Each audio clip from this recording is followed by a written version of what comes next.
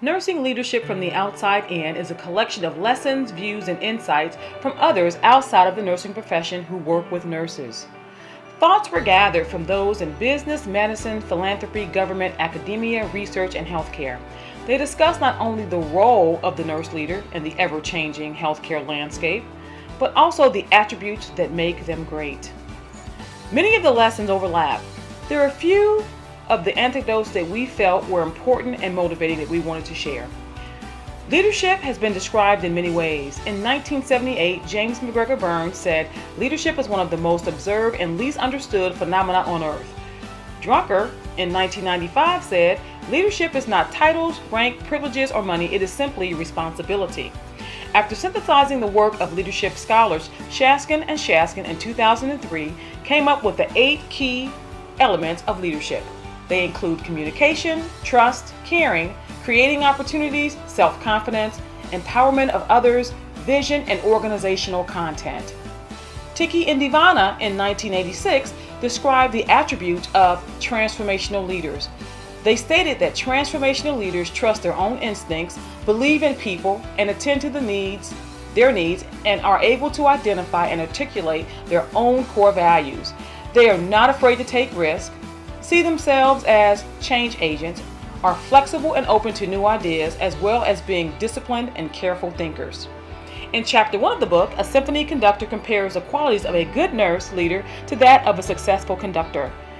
They are able to create vision and direction. They know the balance between task orientation and people sensitivity, because a good leader, much like a conductor, cannot play or master all the parts of the unit. They must understand the role and the purpose and the underlinings to be able to delegate. By allowing everyone to do what they do best and not micromanaging, the best product can be put forth. After working with nurses for many years, Dr. Michael Collins knows what it takes for a nurse to be a good leader and for them to be able to improve the care of those entrusted to them.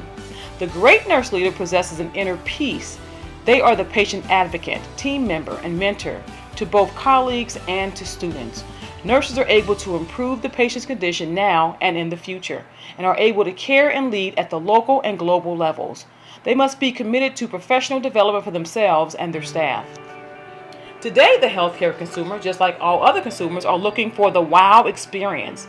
They don't just want to receive the bare minimum. They want to feel important as they did at Disney World. In order for employees to give this wow experience to patients, they need to have the wow experience from their leadership. To do this, leaders must love and serve the people that they lead. Leaders should also grow their skills. When this is done through reading and association, it is able to happen more quickly and easily because they don't have to learn from their own errors. The author of a particular section of the book, named Arthur Cosby, learned his most important lesson in leadership from his mother, Mac. She was born over 100 years ago in rural Kentucky and was a nurse during the Great Depression and World War II. She demonstrated integrity, compassion, responsibility to others, a sense of humility and discipline. Some lessons from her that were different from the rest of the book were to stand out, look the part, and clearly communicate who was in charge. By doing this, a good leader earns the respect of those following. A few final lessons in leadership from this book come from a policymaker. Anne Rose Warren said, "It was the job of the leaders to inspire and motivate, develop future leaders, and advocate for evidence-based practice." Good leaders are able to deliver high-quality, safe, reliable care to patients while contributing to overall performance of the unit and organization. To be effective, leaders must gain new and different skills to improve and enhance the ones they already have, and must have a good working knowledge of public policy, the law, and finance. The take-home message: the United States healthcare system is at a crossroads. As healthcare reforms are being implemented faster than we can safely respond. The literature is rich with suggesting that the answer to the crippling of the healthcare landscape is nurses. Unbeknownst to us, we were tapped approximately 6 years ago to become full partners and leaders in the improvement of the delivery of care and the healthcare system as a whole. 3 years ago, the Institute of Medicine released its landmark report, The Future of Nursing, Leading Change, Advancing Health, made possible by the support of the Robert Wood Johnson Foundation. This book became the roadmap for nurses to transform healthcare due to the growing number of people with chronic diseases, an aging population, and the need for care coordination, as well as the need for nursing leadership to acquire national focus. Nursing leadership from the outside in sends the very message that leadership roles for nurses must be fully embraced in every role that has been held. It creates the mindset that the process must begin with nurses accepting the fact that there is dire need to adopt a new leadership style. This book teaches us that a mindset shift will require nurses to break away from old behaviors and habits that will not serve them well in leadership endeavors. The Institute of Medicine and Nursing Leadership from the Outside In both recommend nurse leaders to embrace unique opportunities in playing key roles and partnering with other healthcare professionals to lead in the improvement and redesign of the healthcare system and practice environments.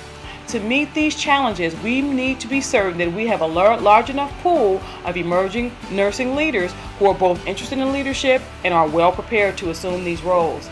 As we step into our new shoes, preferably red, the book leads us down the road to a wide-angled lens where we are asked to view, clarify, and understand our new roles and responsibilities. Nurses are challenged to assume primary responsibility for personal and professional growth through efforts of continual learning and higher education. Nurses are asked to answer the call of engagement, development, and advancement in the exercise of leadership skills. We are asked to think outside the box in relation to past and current roles. The underpinning of this book is to create a vision and format for nurses to fully embrace bedside to the boardroom. We are asked to think outside the box in relation to these roles.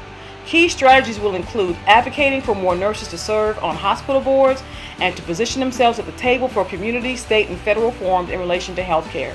Nurses must continue to advance the recommendations of nursing leadership from the outside in to improve patient care, advance the profession, and nurses leading and transforming the healthcare landscape.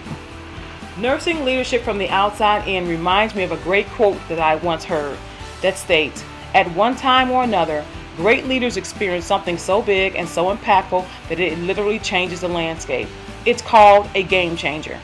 It is that aha moment where you see something others don't. It's the transformational, magical moment where you are transitioning from ordinary to exceptional. So nurses, here we stand. It's time to answer the call. In discussing who could benefit from this book, the emergency room we felt was a key place for this application of this great book. Nursing from the outside in shares that leaders are not born. In the emergency room, nurses must work with patients who are experiencing the beginning and end of their lives and who suffer from life choices and risk-taking behaviors. Team-based skills are important as they work together to handle the demands of their patient care. Nurses must be active leaders and risk takers as they work through the inherent nature of their setting.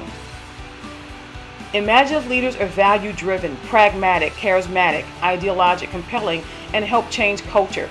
These qualities greatly enhance adaptation in the ever-changing emergency room scenery. Intraprofessional collaboration generates ideas with a vision and shared values in which successful changes can be imagined and implemented. An example of leadership from the front line in the ED involves wait times. Emergency department nursing leaders must balance procedural with emotional intelligence as well as problem solve for quality care in order to cross silos.